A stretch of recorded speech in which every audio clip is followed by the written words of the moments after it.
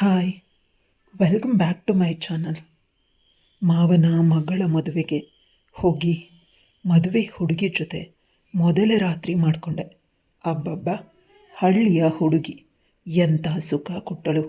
ಅವಳ ಜೊತೆ ಅನುಭವಿಸಿದ ಕ್ಷಣಗಳನ್ನು ಮರೆಯಲು ಸಾಧ್ಯವಿಲ್ಲ. ಹಳ್ಳಿಯ ಸೊಗಡು ತುಂಬ ಚೆನ್ನಾಗಿತ್ತು. ಅದನ್ನು ಶಬ್ದಗಳಲ್ಲಿ ವರ್ಣಿಸಲು ಸಾಧ್ಯವೇ ಇಲ್ಲ. ಹೇಗೆಲ್ಲ ಇತ್ತು ಅನ್ನೋದನ್ನು ತಿಳ್ಕೋಬೇಕು ಅಂದರೆ ನೀವು ಈ ಕಥೆನ ಎಲ್ಲೂ ಸ್ಕಿಪ್ ಮಾಡದೆ ಕೊನೆಯವರೆಗೆ ಕೇಳಿಸ್ಕೋಬೇಕು. ನನ್ನ ಹೆಸರು ರಮೇಶ. ಒಂದು ಸಾಫ್ಟ್ವೇರ್ ಕಂಪನಿಯನ್ನು ಇಟ್ಕೊಂಡಿದ್ದೀನಿ. ಸ್ವಂತ ನಡೆಸ್ತಾ ಇದ್ದೀನಿ. ದುಡ್ಡು ಕಾಸಿಗೆ ತೊಂದರೆ ಇಲ್ಲ. ನನ್ನ ತಾಯಿ ಸಾವಿತ್ರಿ 1 ತಿಂಗಳಿಂದ ಅವರ ಅಣ್ಣನ ಮಗಳ ಮದುವೆಗೆ ಹೋಗಬೇಕು ಅಂತ ನಿರಂತರವಾಗಿ ನನಗೆ ಬಲವಂತ ಮಾಡ್ತಿದ್ದಾಳೆ. ನನಗಿಷ್ಟ ಇಲ್ಲ, ಯಾಕಂದರೆ ಅಲ್ಲಿಗೆ ಹೋಗೋದು. ಅದಕ್ಕೆ ಇನ್ನೊಂದು ಫ್ಲ್ಯಾಶ್ ಬ್ಯಾಕ್ ಇದೆ, ದೊಡ್ಡದು. ನಾನು ಅದನ್ನು ಮರ್ತಿಲ್ಲ. ಇವತ್ತು ಬೆಳಗ್ಗೆ ಅಮ್ಮ ಕೂಡ ಮಲಗಿದ್ದವನನ್ನು ಎಬ್ಬಿಸಿ ಪುನಃ ಕೇಳಿದಾಗ ನಾನು ಅವಳಿಗೆ ಚೆನ್ನಾಗಿ ಹೇಳಿದೆ, ನಾನು ಯಾವುದೇ ಕಾರಣಕ್ಕೂ ಬರೋದಿಲ್ಲ. ನಾನು ಬರ್ತೀನಿ ಅಂತ ಆಸೆ ಇಟ್ಕೋಬೇಡ. ಆಗ ಅಮ್ಮ ಗಲಾಟೆ ಮಾಡಿದ್ಲು, ನಿನಗೆ ನನ್ನ ತವ್ರ ಮನೆ ಅಂದರೆ ಇಷ್ಟನೇ ಆಗೋದಿಲ್ಲ. ಯಾವಾಗಲೂ ನಮ್ಮ ಮನೆಯವರು ಅಂದರೆ ಒಂದು ರೀತಿ ಅಸಡ್ಡೆ ಮಾಡ್ತೀಯ. ನನಗೆ ನಿನ್ನನ್ನು ಬಿಟ್ಟರೆ ಯಾರೂ ಇಲ್ಲ. ಅದಕ್ಕೆ ನಿನ್ನನ್ನು ಬಾ ಅಂತ ಕರೀತಾ ಇರೋದು ಅಂತ ಕೋಪ ಮಾಡಿಕೊಂಡು ಹೋದ್ಲು. ಅಮ್ಮ ಯಾವಾಗಲೂ ನನ್ನ ಮೇಲೆ ಕೋಪ ಮಾಡ್ಕೊಡ್ತಾಳೆ, ನಾನೊಬ್ಬ ಸಿಕ್ಬಿಟ್ಟಿದ್ದೀನಿ ಅಂತ. ಅವ್ರು ಮಾಡಿರೋ ಅವಮಾನನ ಮರೆತು ಬಿಟ್ಟಿದ್ದಾಳೆ. ಯಾವಾಗಲೂ ನನ್ನನ್ನು ತುಂಬ ಅಸಹ್ಯವಾಗಿ ನೋಡ್ತಿದ್ರು. ಚಿಕ್ಕಂದಿನಲ್ಲಿ ನನಗೆ ಹಾಕೋದಕ್ಕೆ ಬಟ್ಟೆಗಳಿರಲಿಲ್ಲ. ನನ್ನಪ್ಪ ಲಾರಿ ಡ್ರೈವರ್, ಅಮ್ಮ ಮನೆಯನ್ನು ಬಟ್ಟೆಗಳನ್ನು ಒಳ್ಳೆಯದು ಸಂಪಾದನೆ ಮಾಡ್ತಿದ್ಲು. ಅವ್ರುಗಳು ಮನೆ ಬಾಡಿಗೆ ಕಟ್ಟೋದು, ರೇಷನ್ ತರೋದು, ಅಪ್ಪ ತನ್ನ ತಂಗಿಯ ಮಗಳ ಮದುವೆಗೆ ಮಾಡಿದ್ದ ಸಾಲ ತೀರಿಸೋದು, ಇದೇ ಆಗೋಗಿತ್ತು. ಒಂದು ಜಾಮೂನು ತಿನ್ನಬೇಕಾದ್ರೂ ಕೂಡ ತುಂಬ ಕಷ್ಟಪಡಬೇಕಿತ್ತು. ನಾನು ಚಿಕ್ಕಂದಿನಿಂದಲೇ ಬಡತನ ನೋಡಿದ್ದೆ. ಆ ಬಡತನ ಇಷ್ಟ ಆಗ್ತಿರಲಿಲ್ಲ. ಆ ಬಡತನ ಕೊಟ್ಟ ಅಪ್ಪ ಕೂಡ ಇಷ್ಟ ಆಗ್ತಿರಲಿಲ್ಲ. ಯಾವಾಗಲೂ ಅಪ್ಪನ ಜೊತೆ ಜಗಳ ಮಾಡ್ತಿದ್ದೆ. ಅಮ್ಮ ಮಾತ್ರ ಪಾಪ ಅಂತ ಅಮ್ಮನ ಕಡೆ ಇರ್ತಿದ್ದೆ. ನನಗೆ ಅಮ್ಮನ್ನ ಬಿಟ್ಟರೆ ಇನ್ಯಾರೂ ಇಲ್ಲ ಅಂತ ಅನ್ನಿಸ್ತಿತ್ತು. ರಜಕ್ಕೆ ಈ ಬಾರಿ ಅಮ್ಮ ಅವಳ ತವ್ರ ಮನೆಗೆ ನನ್ನನ್ನು ಕರ್ಕೊಂಡು ಹೋದ್ಲು. ಮಾವಂದರು ತುಂಬ ಶ್ರೀಮಂತರು. ಅಲ್ಲಿ ಹೋದರೆ ನಿನಗೆ ಚೆನ್ನಾಗಿ ಊಟ ಸಿಗುತ್ತೆ ಅನ್ನೋದು ಅಮ್ಮನ ಆಸೆ. ನನ್ನ ಮಗ ಇರೋ ಸ್ವಲ್ಪ ದಿನ ಆದರೂ ಚೆನ್ನಾಗಿ ಊಟ ಮಾಡ್ತಾನೆ. ನಮ್ಮನೇಲಿ ಮಾಡೋ ಹಬ್ಬದ ಅಡುಗೆನ ಅವರು ಪ್ರತಿದಿನ ಮಾಡ್ಕೊಂಡು ತಿಂತಾರೆ. 2 ಮಾವಂದಿರು, ಇಬ್ರಿಗೂ ಕೂಡ 1 ಗಂಡು ಮಗು, 1 ಹೆಣ್ಣು ಮಗು ಇದೆ. ಮೊದಲ ಮಾವ ನಮ್ಮ ಜೊತೆ ಸರಿಯಾಗಿ ಮಾತಾಡೋದಿಲ್ಲ. ನಾನು ಹೋದರೆ 2ನೇ ಮಾವನ ಮನೆಗೆ ಹೋಗೋದು. ಆದರೆ ಮಾವ ನಮ್ಮನ್ನು ಆದರೂ ಅತ್ತೆ ನಮ್ಮವಳಲ್ಲ. ನಾನು ಮತ್ತು ಅಮ್ಮ ಅವ್ರ ಮನೆಗೆ ಹೋದ ತಕ್ಷಣ ಅತ್ತೆ ಮುಖನ ಎತ್ತಿಟ್ಕೊಳ್ತಾಳೆ. ನಮ್ಮ ಜೊತೆ ತುಂಬ ಹೊತ್ತು ಮಾತಾಡೋದೇ ಇಲ್ಲ. ನಾವೇನು ತಪ್ಪು ಮಾಡಿದ್ದೀವಿ ಅನ್ನೋ ರೀತಿ ವರ್ತಿಸ್ತಾಳೆ. ಆದರೂ ಅಮ್ಮ ಸಹಿಸ್ಕೊಳ್ತಾಳೆ. ಅಮ್ಮನ ಮನಸ್ಸಲ್ಲಿರೋದು ಒಂದೇ, ನನ್ನ ಮಗನಿಗೆ ಸ್ವಲ್ಪ ದಿನ ಆದರೂ ಒಳ್ಳೆ ಊಟ ಸಿಗುತ್ತೆ. ಅದಕ್ಕಾಗಿ ಅವಳು ತುಂಬ ಅವಮಾನ ಸಹಿಸ್ಕೊಳ್ತಾಳೆ. ಜೊತೆಗೆ ಮಾವ ಊರಿಗೆ ಹೋಗಬೇಕಾದಾಗ ಒಂದು ಹೊಸ ಬಟ್ಟೆನ ನನಗೆ ಅಮ್ಮಂಗೆ ಒಂದು ಹೊಸ ಸೀರೆ ತೆಗೆದುಕೊಳ್ತಾರೆ. ಇದರಿಂದ ಇಬ್ಬರು ಖುಷಿ ಪಡ್ತೀವಿ. ಈ ಬಾರಿ ಮೊದಲ ಮಾವ ಊಟಕ್ಕೆ ಕರೆದ್ರು. ಊಟಕ್ಕೆ ಹೋದಾಗ ಅಲ್ಲಿ ಅವಮಾನ ಆಯಿತು. ಅತ್ತೆ ಕೆಲಸದವ್ರು ತಿನ್ನೋ ತಟ್ಟೆನಲ್ಲಿ ನಮಗೆ ಊಟ ಕೊಟ್ಟರು. ಅನ್ನ ಆಳಿಸೋಗಿತ್ತು, ಸಾರು ಕೂಡ ತಂಗಳು. ಇದರಿಂದ ನನಗೆ ಬೇಸರ ಆಗಿ ಊಟದಿಂದ ಎದ್ದು ಹೊರಟೋಗಿದ್ದೆ. ಆಗ ನನ್ನ ಮಾವ ಮತ್ತು ಮಾವನ ಮಗಳು, ನಿಮಗೆ ನಿಮ್ಮ ಮನೆಯಲ್ಲಿ ತಿನ್ನೋ ಯೋಗ್ಯತೆ ಇಲ್ಲ. ಇಷ್ಟು ದೊಡ್ಡ ಮನೆಯಲ್ಲಿ ನಿಮ್ಮನ್ನು ಕೂರಿಸಿ ಊಟ ಹಾಕಿದ್ರೆ ಎದ್ದು ಹೋಗ್ತೀಯ? ನಾಯಿಯನ್ನು ಸಿಂಹಾಸನದ ಮೇಲೆ ಕರ್ಕೊಂಡು ಬಂದು ಅದು ಅದೇ ರೀತಿ ನಾವು ತಿನ್ನೋದಕ್ಕೆ ಹೋಗುತ್ತೆ. ನೀನು ಅದೇ ರೀತಿ ಅಂತ ಅವಳು ಚೆನ್ನಾಗಿ ಬೈದಾಗ ನನಗೆ ದುಃಖ ಆಯಿತು. ನಾನು ಪುನಃ ಅಜ್ಜಿ ಜೊತೆ ಹೋದೆ. ನನ್ನ ಅಜ್ಜಿಗೆ ನೋವು ಮಾಡಬೇಡಿ ಅಂತ. ಯಾಕಂದರೆ ನನಗೆ ಮತ್ತು ಅಮ್ಮನಿಗೆ ನೋವು ಮಾಡಿದ್ರೆ ನನ್ನ ಅಮ್ಮನ ಅಮ್ಮ ನನ್ನ ಅಜ್ಜಿಗೆ ತುಂಬ ನೋವಾಗುತ್ತೆ. ಅಜ್ಜಿಯ ಬಲವಂತಕ್ಕೆ ನಮ್ಮನ್ನು ಊಟಕ್ಕೆ ಕರೆದಿದ್ರು. ಆದರೆ ಅವರೇ ಇಷ್ಟಕ್ಕೆ ತಕ್ಕಂತೆ ತಂಗಳು ಅಳಸಿದ ಅನ್ನ ಊಟವನ್ನು ಬಡಿಸಿದ್ರು. ಯಾಕಂದರೆ ಅವ್ರಿಗೆ ನಾವು ಅಂದರೆ ಇಷ್ಟ ಇಲ್ಲ. ಮಾವ ಮತ್ತು ಮಾವನ ಮಗಳು ಕೇಕೆ ಹಾಕ್ತಿದ್ರು.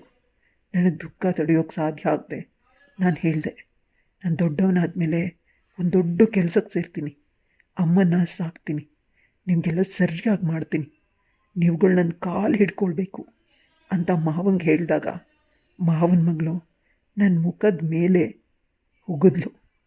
ನನ್ನ ಅಪ್ಪನ ಸ್ಥಾನ ಏನು? ನೀನು ಯಾರು? ನೀನು ಬಂದು ನನ್ನ ಅಪ್ಪಂಗೆ ಈ ರೀತಿ ಹೇಳೋದು ಸರಿನಾ? ಒಂದು ಧೂಳಿಗೆ ಸಮ ನೀನು ಅಂತ ಚೆನ್ನಾಗಿ ಅವಳು ಬೈದ್ಲು. ಮಾವನ ಮಗಳು ರಶ್ಮಿ ದಪ್ಪಗಿದ್ಲು. ಅವಳನ್ನು ನೋಡಿ ನನಗೆ ಬೇಸರ ಆಯಿತು. ನನ್ನ ಮುಖದ ಮೇಲೆ ಹುಗ್ದೆ ಅಲ್ವಾ, ದೊಡ್ಡವಳಾದಮೇಲೆ ನೀನೇ ನನ್ನ ಕೆನ್ನೆಗೆ ಮುತ್ತು ಕೊಡಬೇಕು. ಆ ರೀತಿ ಮಾಡಿಲ್ಲ ಅಂದರೆ ನನ್ನ ಹೆಸರೇ ಬದಲಾಯಿಸ್ಕೊಳ್ತೀನಿ ಅಂತ ಹೇಳಿದಾಗ ಕೇಕೆ ಹಾಕ್ತಿದ್ಲು. ನಾನು ಹೊರಗೆ ಬಂದೆ. ಯಾಕಂದರೆ ನನಗೆ ತಿಳಿದಿತ್ತು ನಾನು ಮುಂದೆ ದೊಡ್ಡ ಮನುಷ್ಯ ಆಗೇ ಆಗ್ತೀನಿ ಅಂತ. ಇವ್ರ ದುರಹಂಕಾರನ ಮೆರೆಸ್ತೀನಿ. ಅಮ್ಮ ಇದನ್ನೇ ಮೂಕ ವಿಸ್ಮಿತಳಾಗಿ ನೋಡ್ತಿದ್ಲು. ಇನ್ನೂ ಅವಳಿಗೆ ತವ್ರ ಮನೆ ಆಸೆ ಮುಗ್ದು ಹೋಯಿತು. ನಾನು ಹೋಗ್ತಿರ್ಲಿಲ್ಲ, ಆದರೂ ಅವಳೊಬ್ಬಳೇ ಹೋಗ್ತಿದ್ಲು ಅವಮಾನ ಮಾಡಿಸ್ಕೊಳ್ಳೋದಕ್ಕೆ. ಪ್ರತಿ ಸಲ ಅಮ್ಮ ಅವಮಾನ ಮಾಡಿಸ್ಕೊಂಡು ಬರ್ತಿದ್ಲು. ಆದರೆ ನಾನು ಅದರ ಹೊಣೆ ತಗೊಳ್ತಿರ್ಲಿಲ್ಲ. ಯಾಕಂದರೆ ನನಗೇನಾದರೂ ಹೇಳಿದ್ರೆ ನನ್ನ ಮಾವಂದ್ರನ್ನ ಅವ್ರ ಮನೆಯವ್ರನ್ನ ಚೆನ್ನಾಗಿ ಬೈತೀನಿ ಅಂತ. ಅವ್ರಿಗೆ ಏನೇ ಕಷ್ಟ ಕೊಟ್ಟರು ಅಮ್ಮ ಅವರನ್ನು ಬೈಯಲ್ಲಿ ಬಿಡ್ತಿರ್ಲಿಲ್ಲ. ಅವ್ರು ನನ್ನ ತವ್ರ ಮನೆ, ಅವ್ರು ಏನೇ ಮಾಡಿದ್ರು ನನಗೆ ಸ್ವಂತ ಅಂತ ನಾನು ಬೈದಾಗಲೆಲ್ಲ ಅಮ್ಮ ನಂಗೆ ಹೇಳ್ತಿದ್ಲು. ಇದರಿಂದ ಬೇಸತ್ತ ನಾನು ಹಗಲು ರಾತ್ರಿ ಚೆನ್ನಾಗಿ ಕೆಲಸ ಮಾಡಿ ಒಂದು ಸ್ವಂತ ಕಂಪ್ನಿ ಇಟ್ಟಿದ್ದೀನಿ. ಆ ಕಂಪ್ನಿಯಿಂದ ನಂಗೆ ಲೆಕ್ಕ ಇಲ್ಲದಷ್ಟು ದುಡ್ಡು ಬರುತ್ತೆ. ನಾನು ತುಂಬ ಕಷ್ಟಪಟ್ಟು ಓದಿದ್ದೀನಿ. ಅಮ್ಮನ ಮುಖದಲ್ಲಿ ಖುಷಿ ನೋಡಬೇಕು, ಅವಳನ್ನು ದೊಡ್ಡ ಮನೆಯಲ್ಲಿಡಬೇಕು, ಮಾವಂಗೆ ಸರಿಯಾಗಿ ಬುದ್ಧಿ ಕಲಿಸ್ಬೇಕು ಅಂತ ನಾನು ಅಂದ್ಕೊಂಡಿದ್ದನ್ನು ಮಾಡಿದೆ.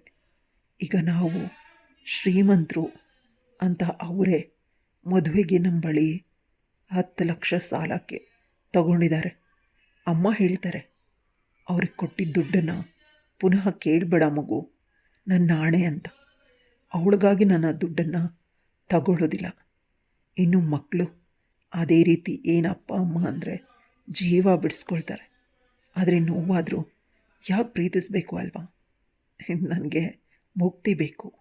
ಯಾಕಂದರೆ ನಾನು ಯಾವುದೇ ಕಾರಣಕ್ಕೂ ಮದುವೆಗೆ ಹೋಗೋದಿಲ್ಲ. ಆಗ ಒಂದು ಆಲೋಚನೆ ಬಂತು, ಮದುವೆಗೆ ಹೋಗಿ ಮಾವಂಗೆ ನಾನು ಎಷ್ಟು ಶ್ರೀಮಂತ ಅಂತ ತೋರಿಸ್ಬೇಕು. ಅವ್ರಿಗೆಲ್ಲ ಆಸ್ತಿನೂ ನಾನು ಚಿಟಿಕೆ ಹೊಡೆಯೋದ್ರೊಳಗಡೆ ಕೊಂಡ್ಕೊಳ್ತೀನಿ ಅನ್ನೋ ಅಷ್ಟು ನಾನು ಶ್ರೀಮಂತ ಆಗೀನಿ ಅಂತ ತೋರಿಸ್ಬೇಕು ಅಂದ್ಕೊಂಡು ನಾನು ಅಮ್ಮಂಗೆ ಹೇಳಿದೆ, ನಾನು ಮದುವೆಗೆ ಬರ್ತೀನಿ ಅಂತ. ಅಮ್ಮ ನನ್ನ ಕೆನ್ನೆಗಳನ್ನು ಗಟ್ಟಿಯಾಗಿ ಹಿಡ್ಕೊಂಡ್ಳು. ನೀನು ನಿಜವಾಗ್ಲೂ ನನ್ನ ಮಗ, ನನ್ನ ಮರ್ಯಾದೆನ ಉಳಿಸ್ದೆ. ನೀನು 2ನೇ ಮಾವನ ಮಗಳು ಸುಂದ್ರಿ ತುಂಬ ಚೆನ್ನಾಗಿದ್ದಾಳೆ, ಅವಳನ್ನು ಸರಿಯಾಗಿ ನೋಡು, ನೀನು ಒಪ್ಕೊಂಡ್ರೆ ಮದುವೆ ಬಗ್ಗೆ ನಾನು ಮಾತಾಡ್ತೀನಿ ಅಂತ ಅಮ್ಮ ಹೇಳಿದಾಗ ಮನಸ್ಸಲ್ಲಿ ಕೋಪ ಬಂದರೂ ಮೇಲೆ ತೋರಿಸ್ಕೊಳ್ಳಿಲ್ಲ. ನಾನು ಇಷ್ಟೊಂದು ಸಂಪಾದನೆ ಮಾಡಿ ಆ ಮನೆ ಮದುವೆನ ಯಾಕೆ ಕರ್ಕೊಂಡು ಬರಲಿ? ಯಾವುದೇ ಕಾರಣಕ್ಕೂ ನಾನು ಕರ್ಕೊಂಡು ಬರೋದಿಲ್ಲ. ಈ ಮನೆ ನಂದು, ಈ ಆಸ್ತಿ ಎಲ್ಲ ನಂದು ಅಂತ ಮನಸ್ಸಲ್ಲೇ ಪೊಸೆಸಿವ್ ಆಗಿ ಮಾತಾಡಿದೆ. ಅಮ್ಮ ಜಾಸ್ತಿ ಮಾಡಿದ್ರೆ ಅವಳನ್ನು ಅಲ್ಲೇ ಬಿಟ್ಟು ಬರ್ತೀನಿ. ನನಗೆ ಅವಳ ಜೊತೆ ಹೋಗೋದಕ್ಕೆ ಸಾಧ್ಯನೇ ಇಲ್ಲ. ಜೀವನ ಸುಂದರವಾಗಿ ನಡೀತಿದೆ ಅಂತ ಅಂದ್ಕೊಂಡೆ. ಆದರೆ ಅಮ್ಮ ಇವ್ರುಗಳನ್ನು ಮಧ್ಯ ತರ್ತಿದ್ದಾಳೆ. ಭಯದಲ್ಲೇ ನಾನು ನನ್ನ ಬಟ್ಟೆಗಳನ್ನು ಪ್ಯಾಕ್ ಮಾಡಿಕೊಂಡು ಅಮ್ಮನ ಜೊತೆ ಮದುವೆಗೆ ಹೋಗೋದಕ್ಕೆ ರೆಡಿಯಾದೆ. ಅಮ್ಮ ಅವ್ರಿಗಾಗಿ ತುಂಬ ಉಡುಗೊರೆಗಳನ್ನು ಹಣ್ಣು ಹಂಪಲುಗಳನ್ನು ತಗೊಂಡು ಮದುವೆ ಹುಡುಗಿಗೆ ಒಂದು ಚಿನ್ನದ ನೆಕ್ಲೆಸನ್ನು ತಗೊಂಡ್ಳು. ಅದು ಸಾಕು ಅಂತ ಅಂದ್ಕೊಂಡ್ರೆ ಅವ್ರ ಅಣ್ಣಂದ್ರಿಗೆ, ಅವ್ರ ಹೆಣ್ಮಕ್ಳಿಗೆ ಎಲ್ರಿಗೂ ಚಿನ್ನದ ಉಡುಗೊರೆಗಳನ್ನು, ಬಟ್ಟೆಗಳನ್ನು ತೆಗೆದು ಇವಳು ನಿಜವಾಗ್ಲೂ ನನ್ನನ್ನು ಸಂಪೂರ್ಣವಾಗಿ ಮುಳುಗಿಸ್ಬಿಡ್ತಾಳೆ ಅಂತ ಅನಿಸಿದ್ರು ಕೂಡ ನಾನು ದುಡಿಯೋದು ಅಮ್ಮನ ಖುಷಿಗಾಗಿನೇ. ಅಮ್ಮ ಅವ್ರಿಗೆಲ್ಲ ಕೊಡಬೇಕಾದಾಗ ಏನೋ ಒಂದು ಖುಷಿಯಿಂದ ಬೀಗ್ತಾಳೆ. ನಾನದನ್ನು ನೋಡಬೇಕು ಅಂತ ಖುಷಿಪಟ್ಟೆ. ದೇವರು ಕೊಟ್ಟಿದ್ದಾನೆ, ನಾನು ಕೊಟ್ಟಷ್ಟು ನನಗೆ ಬರುತ್ತೆ ಹಿಂತಿರುಗಿ ಅಂತ ನಾನು ಅಂದ್ಕೊಂಡೆ.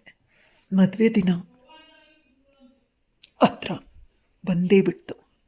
ಚಪ್ರಕ್ಕೆ ಹೋಗಬೇಕು ಅಂದ್ಕೊಂಡು ಬಹಳ ಬೇಗ ರೆಡಿಯಾಗಿ ಅಮ್ಮನೂರು ಶಿವಪುರಾನ ತಲುಪಿದ್ವಿ. ಶಿವಪುರ ತುಂಬ ಸುಂದರವಾದ ಗ್ರಾಮ. ಅಲ್ಲಿರೋ ಶಿವನ ದೇವಸ್ಥಾನದಲ್ಲಿ ಕೇಳಿದೆಲ್ಲ ಈಡೇರುತ್ತೆ. ಅಮ್ಮನ ಜೊತೆಯಲ್ಲಿ ನನ್ನ ಬಾಲ್ಯದಲ್ಲಿ ಪ್ರತಿದಿನ ಹೋಗಿ ನಾನು ಅಮ್ಮ ಅಳ್ತಿದ್ವಿ. ಇಂದು ಕೂಡ ನಾನು ಮರೀದೆ ಆ ದೇವಸ್ಥಾನಕ್ಕೆ ಅಮ್ಮನನ್ನು ಕರ್ಕೊಂಡು ಹೋದೆ. ಅಮ್ಮ ಆ ದೇವಸ್ಥಾನಕ್ಕೆ ಅಡ್ಬಿದ್ಲು.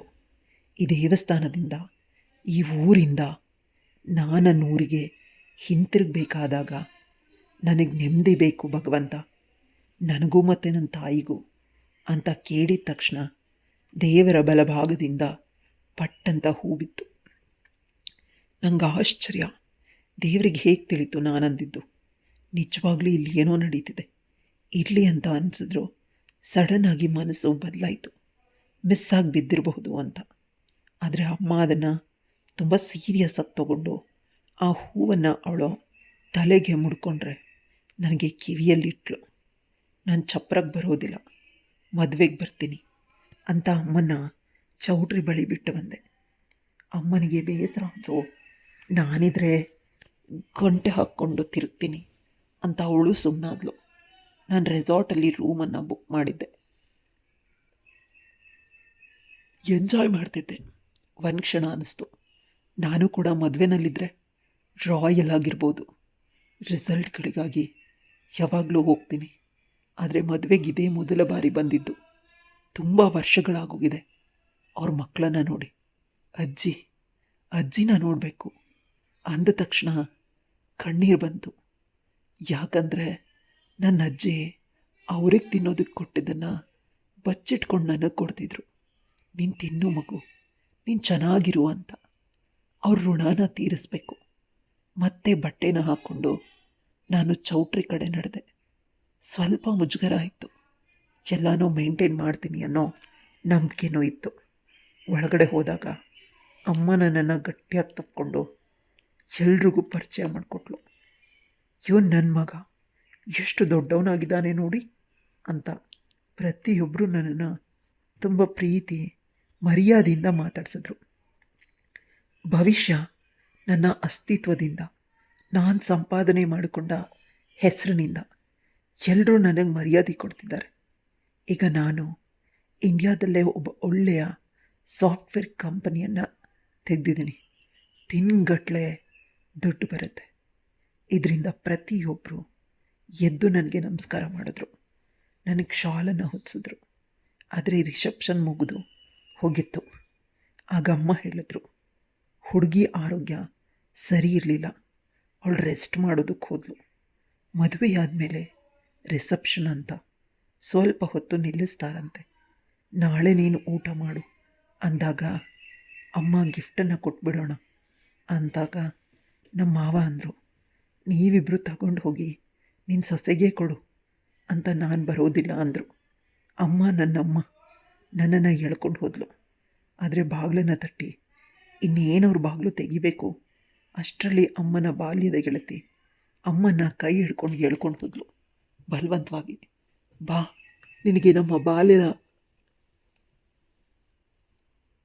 ಮಾಸ್ಟರ್ನ ಪರಿಚಯ ಮಾಡಿಕೊಡ್ತೀನಿ ಅಂತ. ಅಮ್ಮ ಅಂದಾಗ ನೀನು ಕೂಡ ನಾನು ಬರ್ತೀನಿ ಅಂತ ಹೋದ್ಲು. ಅಷ್ಟರಲ್ಲಿ ಮದುವೆ ಹುಡುಗಿ ಬಾಗಿಲನ್ನು ತೆಗೆದ್ಲು. ಅವಳನ್ನು ನೋಡಿ ನಾನು ಮೂಕ ವಿಸ್ಮಿತನಾದೆ. ನಿಜವಾಗ್ಲೂ ನನ್ನ ಎದೆ ಹೊಡ್ಕೊಳ್ತಾ ಇತ್ತು. ಎಂಥ ಸೌಂದರ್ಯ ಅವಳದು. ನನ್ನ ಮಾವನ ಮಗಳು ಇಷ್ಟೊಂದು ಸುಂದರ ಯುವತಿಯಾಗಿದೆಯಾಳ ಅಂದಿದ್ರೆ ನಾನೇ ಮದುವೆ ಆಗಿಬಿಡ್ತಿದ್ದೆ. ಎಂಥ ಸೌಂದರ್ಯ ರಾಶಿ, ದೇವತೆ ರೀತಿ, ದೇವರ ರೂಪ ಅವಳದು. ಬಿಟ್ಟು ಕಣ್ಣು ಬಿಟ್ಟಂತೆ ನೋಡ್ತಿದ್ದೆ. ಆಗಳು ನೀವು ಯಾರು ಅಂತ ಗೊತ್ತಾಗಲಿಲ್ಲ ಅಂತ ಕೇಳಿದ್ರು. ಆಗ ರಮೇಶ ನಿಮ್ಮ ಅತ್ತೆ ಮಗ ಅಂತ ಹೇಳಿದ ತಕ್ಷಣ ಅವಳು ನನ್ನ ಕೆನ್ನೆನ ಹಿಡ್ಕೊಂಡು ರೂಮಿನೊಳಗಡೆ ಅಲ್ಲೇ ಇದ್ದ ಸೋಫಾ ಮೇಲೆ ಕೂರಿಸಿದ್ಲು. ನಿನ್ನನ್ನು ನಾನು ಪ್ರೀತಿ ಮಾಡ್ತಿದ್ದೆ ಅಂತ ನಿನಗೂ ಗೊತ್ತಿತ್ತು ಅಲ್ವಾ? ಆಗ ರಮೇಶ್ ಕಕ್ಕಾಬಿಕ್ಕಿಯಾದ. ಚಿಕ್ಕಂದಿನ ಪ್ರೀತಿ ಇನ್ನೂ ಇರುತ್ತಾ ಅಂದಾಗ ಅವಳ ತೋಳಲಿದ್ದ ಬ್ಲೌಸ್ನ ಸ್ವಲ್ಪ ಮೇಲಕ್ಕೆ ತಳ್ಳಿ ರಮೇಶನ ಹೆಸರಿದ್ದನ್ನು ತೋರಿಸಿದ್ಲು. ಇದನ್ನು ನಾನು ನನ್ನ ಮೊದಲ ರಾತ್ರಿನಲ್ಲಿ ನನ್ನ ಗಂಡನಿಗೆ ಹೇಗೆ ತೋರಿಸ್ಲಿ? ನಿನ್ನ ಹೆಸರು ಇದೆ ಅಂದಾಗ ಅವನ ಆಶ್ಚರ್ಯದಿಂದ, ಚಿಕ್ಕಂದಿನಲ್ಲಿ ತಮಾಷೆಗೆ ಆಟಾಡ್ಕೊಳ್ತಿದ್ವಿ, ನಿಜವಾಗ್ಲೂ ನೀನು ಸೀರಿಯಸ್ ಆಗಿ ನನ್ನನ್ನು ಪ್ರೀತಿ ಮಾಡ್ತಿದ್ಯಾ ಅಂತ ಅವಳನ್ನು ನೋಡಿದಾಗ ಅವಳು ತುಂಬ ಕೋಪದಿಂದ ಇವನನ್ನೇ ನೋಡ್ತಾಳೆ. ಅವಳ ಕಣ್ಣುಗಳಲ್ಲಿ ಸಾಗರದಷ್ಟು ಪ್ರೇಮ ಇವನ ಮೇಲಿರುತ್ತೆ. ನಿಜವಾಗ್ಲೂ ಇವನ ಎದೆ ಬಡಿತ ಜಾಸ್ತಿ ಆಗುತ್ತೆ. ಇವನ ಆತ್ಮ ಕೂಗಿ ಕೂಗಿ ಹೇಳುತ್ತದೆ, ಇವಳೇ ನನ್ನ ಸೋಲ್ಮೇಟ್, ಇವಳೇ ನಿನ್ನ ಹೆಂಡತಿ, ಇವಳೇ ನೀನು ಹುಡುಗಿ, ಇವಳನ್ನು ಹೀಗೆ ಬಿಟ್ಟರೆ ನಿನಗೆ ಮತ್ತೆ ಸಿಗೋದಿಲ್ಲ ಅಂತ ಪದೇ ಪದೇ ನೆನಪು ಮಾಡ್ತಿದೆ. ಅಪ್ಪಂಗೆ ತುಂಬ ಹೇಳಿದೆ ಮದುವೆ ಆದರೆ ನಿನ್ನನ್ನೇ ಮದುವೆ ಆಗೋದು ಅಂತ. ಆದರೆ ಅವರು ಚಿಕ್ಕನ್ನಲ್ಲಿ ನಿನಗೆ ತುಂಬ ನೋವು ಮಾಡಿದ್ದಾರೆ. ಈಗ ನಿನ್ನ ಮದುವೆಗೆ ಒಪ್ಪೋದಿಲ್ಲ ಅಂತ ಹೇಳಿದರು. ನಿನ್ನ ಮನೆನ ಹುಡುಕೊಂಡು ಬಂದಿದ್ದೆ, ಆದರೆ ಮನೆ ಅಡ್ರೆಸ್ ಸಿಕ್ಕಿಲ್ಲ. ಇವನಿಗೆ ಆಶ್ಚರ್ಯ ಆಗ್ತಿದೆ, ಈಗಲೂ ನನ್ನನ್ನು ಪ್ರೀತಿಸ್ತಿದ್ಯಾ ಅಂತ ರಮೇಶ್ ಅವಳನ್ನು ಕೇಳಿದಾಗ ಅವಳು ಹೌದು ಅಂತ ತಲೆ ಅಲ್ಲಾಡಿಸಿದ್ಲು.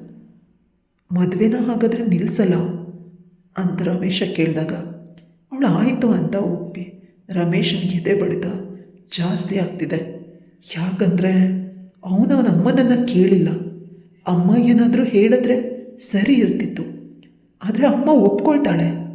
ಅಮ್ಮಂಗೂ ಇಷ್ಟ ಅವಳ ಅಣ್ಣನ ಮಗಳು ನಮ್ಮನೆ ಸೊಸೆ ಆಗೋದು, ಮತ್ತು ನಾನೇ ಇಷ್ಟೊಂದು ದೂರ ಇದ್ದೀನಿ ಅಂತ ಅವನು ಯೋಚಿಸ್ತಾ ಇರಬೇಕಾದಾಗ ಸಡನ್ನಾಗಿ ಅವಳ ಕೈ ಮೇಲೆ ಜಿರಳೆ ಬೀಳತ್ತೆ.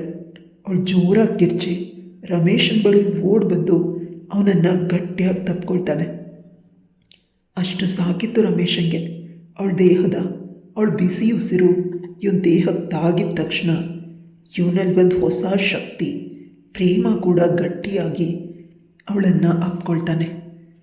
ಅವಳು ಬಾಗಿಲನ್ನು ಮೊದಲೇ ಗಟ್ಟಿಯಾಗಿ ಹಾಕಿದ್ಲು. ರಮೇಶ ರೂಮಿನ ಒಳಗಡೆ ಬರೋದಕ್ಕಿಂತ ಮುಂಚೆ ಆ ಧೈರ್ಯದಿಂದ ಅವಳು ಕೂಡ ಮುಂದುವರಿತಿದ್ದಾಳೆ. ಅವಳೇ ಮೊದಲು ಅವನಿಗೆ ಮುದ್ದು ಕೊಟ್ಲು. ರಮೇಶ ಕೂಡ ಆ ಮುತ್ತಿಗೆ ಸಹಕರಿಸ್ದ.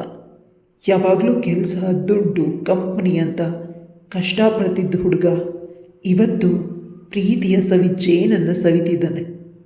ಇದೇ ಮೊದಲ ಬಾರಿ ಒಂದು ಹೆಣ್ಣನ್ನು ಜೊತೆ ಇಷ್ಟೊಂದಾಗಿದ್ದು. ಲಕ್ಷಾಂತರ ಹೆಣ್ಮಕ್ಳು ಇವನ ಜೊತೆ ಬಂದು ರಾತ್ರಿ ಕಳೆಯೋದಕ್ಕೆ ಬರ್ತಿದ್ರು, ಆದರೆ ಇವನು ಅವ್ರಿಗೆ ಅವಕಾಶ ಮಾಡಿಕೊಡ್ತಿರ್ಲಿಲ್ಲ. ಅನಾವಶ್ಯಕವಾಗಿ ಕೂಡ ಮಿಸ್ಸಾಗಿ ಕೂಡ ಬೇರೆ ಹುಡುಗಿನ ಮುಟ್ತಿರ್ಲಿಲ್ಲ. ಆದರೆ ಇಂದು ಅವಳ ಹಳ್ಳಿಯ ಸೊಬಗಿನ ಸೌಂದರ್ಯವನ್ನು ತಿಂತಾ ಇದ್ದಾನೆ. ರಮೇಶ ಮಾವನ ಮಗಳು ಮದುವೆಗೆ ಬಂದು ಅವಳ ಜೊತೆನೇ ಮೊದಲ ರಾತ್ರಿ ಮಾಡಿಕೊಂಡಿದ್ದಾನೆ. ಇಬ್ಬರ ಮಿಲನ ಹಾಗೇ ಹೋಯಿತು. ಕೇವಲ ಮುತ್ತಿಗೆ ನಿಂತು ಹೋಗಲಿ ಅಂತ ಇಬ್ಬರು ಅಂದ್ಕೊಂಡಿದ್ರು. ಆದರೆ ಇಬ್ಬರ ಮಿಲನ ಆದರೂ ಕೂಡ ಅವರಿಬ್ಬರಿಗೂ ಸಮಾಧಾನ ಆಗ್ತಿಲ್ಲ. ಇನ್ನೂ ನಾವಿಬ್ಬರು ಸಂಪೂರ್ಣವಾಗಿ ಹತ್ತಿರ ಆಗಬೇಕು ಅಂತ ಮುದ್ದಿಸ್ತಿದ್ದಾರೆ ಪರಸ್ಪರ. ಅಷ್ಟರಲ್ಲಿ ಬಾಗಿಲನ್ನು ಯಾರೋ ಪಟಪಟ ಅಂತ ಬಡದು ಜೋರಾಗಿ ಹೊಡೆದ್ರು. ಅವಳಿಗೆ ತುಂಬ ಭಯ ಆಯಿತು. ಆದರೆ ರಮೇಶ ತುಂಬ ಧೈರ್ಯವಾಗಿದ್ದ. ಅವನು ತನ್ನ ಧೈರ್ಯನ ಕಳ್ಕೊಳ್ಳಿಲ್ಲ. ಮೊದಲು ಅವನೊಳಗೆ ಬಟ್ಟೆನ ತೊಡಿಸೋದಕ್ಕೆ ಪ್ರಯತ್ನಿಸ್ದ. ಸೀರೆನ ಉಡಿಸೋದಕ್ಕೆ ಸಾಧ್ಯ ಆಗಲಿಲ್ಲ. ನಂತರ ಅಲ್ಲೇ ಇದ್ದ ಅವಳ ಚೂಡಿದಾರನ ಅವನ ಕೈಯಾರೆ ಅವನೇ ಹಾಕ್ತ. ಇನ್ನು ಬಾಗಿಲ ಶಬ್ದ ಜೋರಾಯಿತು. ಇವನು ಕೂಡ ತನ್ನ ಬಟ್ಟೆನ ಹಾಕ್ಕೊಂಡು ಇಬ್ಬರು ಕೂದಲು ಮುಖನ ಸರಿ ಮಾಡಿಕೊಂಡು ಒಬ್ಬರು ಕೈನ ಇನ್ನೊಬ್ಬರು ಗಟ್ಟಿಯಾಗಿ ಹಿಡ್ಕೊಂಡ್ರು. ಇವರು ಒಟ್ಟಿಗೆ ಬಾಗಿಲನ್ನು ತೆಗೆದ್ರು. ಅದರಲ್ಲೂ ರಮೇಶನ ಹುಡುಗನ ಮನೆಯವರು, ರಮೇಶನ ಮಾವ, ಅವರ ಮನೆಯವರು, ಇಡೀ ಊರೇ ನಿಂತಿತ್ತು. ರಮೇಶ ಮತ್ತು ಅವನಮ್ಮನನ್ನು ಊರಿನ ಜನರೆಲ್ಲ ಕೆಟ್ಟ ಕೆಟ್ಟ ಮಾತುಗಳಿಂದ ಬೈದಿದ್ದಾರೆ. ಆಗ ರಮೇಶ ಅವ್ರಿಗೆ ಹೇಳ್ದ, ನನ್ನ ಮಾವನ ಮಗಳು ನನ್ನನ್ನು ಪ್ರೀತಿಸ್ತಿದ್ಲು, ನಾನು ಕೂಡ ಅವಳನ್ನು ಪ್ರೀತಿಸ್ತಾ ಇದ್ದೆ, ನಾನು ಅವಳಿಗೆ ತಾಳಿ ಕಟ್ಟಿದ್ದೀನಿ ಅಂತ ಅವನು ಕಟ್ಟಿದ ತಾಳಿನ ತೋರಿಸ್ದ. ಇಬ್ಬರು ಮುತ್ತಿಗೆ ಮುತ್ತು ಕೊಡ್ತಾ ಇರಬೇಕಾದಾಗ ಅವಳು ಮುಂದುವರೆದ್ರೂ ಕೂಡ ರಮೇಶನಿಗೆ ತಾನು ತಪ್ಪು ಮಾಡ್ತಾ ಇದ್ದೀನಿ ಅಂತ ಅನ್ನಿಸ್ತಿತ್ತು. ಅದಕ್ಕೆ ಅಲ್ಲೇ ಟೇಬಲ್ ಮೇಲೆ ಇದ್ದಂತಹ ತಾಳಿಯನ್ನು ಅವಳಿಗೆ ಕಟ್ಟಿದ. ಅದಾದಮೇಲೆ ಅವಳ ಜೊತೆ ಮಿಲನಕ್ಕೆ ಅವನು ರೆಡಿಯಾಗಿದ್ದು. ಅದು ಕೂಡ ಸಂಸ್ಕಾರವನ್ನು ಬಿಟ್ಟಿಲ್ಲ. ಅವನಷ್ಟರಲ್ಲಿ ಮದುವೆಗೆ ಹುಡುಗ ಬಂದು ರಮೇಶನ ಕತ್ತಿಗೆ ಪಟ್ಟಿ ಹಿಡ್ಕೊಂಡ. ರಮೇಶನ ಅಮ್ಮ ಭಯದಿಂದ ಇದ್ಲು. ರಮೇಶನ ಮಾವ ರಮೇಶನ ಬಳಿ ಬಂದು ತುಂಬ ಕೋಪದಿಂದ ಮಗಳನ್ನು ಮತ್ತು ರಮೇಶನ್ನು ನೋಡ್ತಿದ್ರು. ಸಡನ್ನಾಗಿ ಕೇಳ್ದ, ನಿನಗೆ ನಿಜವಾಗ್ಲೂ ನನ್ನ ಮಗಳು ಇಷ್ಟನಾ ಅಂತ. ಅವನು ಅದೇ ರೀತಿ ಹೇಳ್ದ, ನನಗೆ ಚಿಕ್ಕಂದಿನಿಂದ ತುಂಬ ಇಷ್ಟ ಅಂತ. ಮಗಳನ್ನು ಕೇಳಿದಾಗ ಅವಳು ಅದೇ ರೀತಿ ಹೇಳಿದ್ಲು, ರಮೇಶನ್ನು ಬಿಟ್ಟರು ಯಾರನ್ನೇ ಮದುವೆ ಆಗಿದ್ರು ಕೂಡ ನಾನಲ್ಲಿ ತುಂಬ ದಿನ ಇರ್ತಿರ್ಲಿಲ್ಲ ಅಪ್ಪ, ನಿನ್ನ ಬಳಿ ಬಂದುಬಿಡ್ತಿದ್ದೆ. ನನ್ನ ಮೊದಲ ಮತ್ತು ಕೊನೆಯ ಪ್ರೀತಿ ರಮೇಶ ಅಷ್ಟೇ ಅಂತ ಅವಳು ತುಂಬ ಕಾನ್ಫಿಡೆಂಟಾಗಿ ಹೇಳಿದ್ಲು. ನಂತರ ರಮೇಶನ ಮಾವ ಮದುವೆ ಹುಡುಗನ ಹಿಡ್ಕೊಂಡಿದ್ದು ರಮೇಶನ ಕುತ್ತಿಗೆ ಪಟ್ಟಿನ ಬಿಡಿಸ್ದ. ಅಳಿಯಂದರೆ ನೀವು ಯೋಚನೆ ಮಾಡಬೇಡಿ, ಇವರಿಬ್ಬರು ಸರಿಯಾಗಿ ನಾನು ಮಾಡ್ತೀನಿ ಅಂತ ಹೇಳಿ ರಮೇಶ ಮತ್ತು ತನ್ನ ಮಗಳ ಕೈಯನ್ನು ಒಬ್ಬರ ಕೈ ಮೇಲೆ ಇನ್ನೊಬ್ಬರ ಕೈಗಿರಿಸಿ, ಈ ಕೈಗಳು ಶಾಶ್ವತವಾಗಿ ಇದೇ ರೀತಿ ಇರಬೇಕು. ನಾನು ಚಿಕ್ಕಂದಲ್ಲಿ ನಿನಗೆ ಸಹಾಯ ಮಾಡಿಲ್ಲ, ಆದರೆ ಈ ಜ್ಞಾನದಿಂದ ಐಶ್ವರ್ಯದಿಂದ ಕೂಡಿರೋ ನನ್ನ ಮನೆ ಲಕ್ಷ್ಮಿನ ನೀನು ಬದುಕನ್ನು ಬಂಗಾರ ಮಾಡೋದಕ್ಕೆ ಕಳಿಸ್ತಾ ಇದ್ದೀನಿ, ಇವಳನ್ನು ಜೋಪಾನವಾಗಿ ನೋಡ್ಕೊ ಅಂತ ರಮೇಶನ ಮಾವ ಅಳ್ತಾ ರಮೇಶನಿಗೆ ಹೇಳ್ದ. ಅಲ್ಲಿದ್ದ ಜನರೆಲ್ಲ ನಿಶ್ಶಬ್ದವಾದರು. ರಮೇಶನ ಅಮ್ಮನಿಗೆ ಏನಾಗ್ತಾ ಇದೆ ಇಲ್ಲಿ ಅಂತಾನೆ ತಿಳಿದಿಲ್ಲ.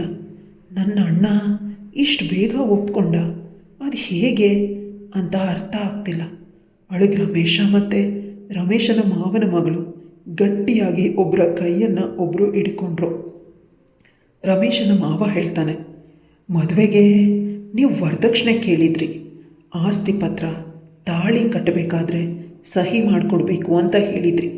ಆದರೆ ನನ್ನ ಮುದ್ದಿನಳಿಯ ಸ್ವಲ್ಪ ಕೂಡ ಕಷ್ಟ ಕೊಡದೆ ನನ್ನ ಮಗಳನ್ನು, ನನ್ನ ಭಾರವನ್ನು ಅವನು ತಗೊಂಡ. ನಿಮಗಿನ್ನೂ ನಾನು ಏನನ್ನೂ ಕೊಡೋದಕ್ಕೆ ಸಾಧ್ಯ ಇಲ್ಲ. ಮರ್ಯಾದೆಯಿಂದ ಇಲ್ಲಿಂದ ಹೊರಡು.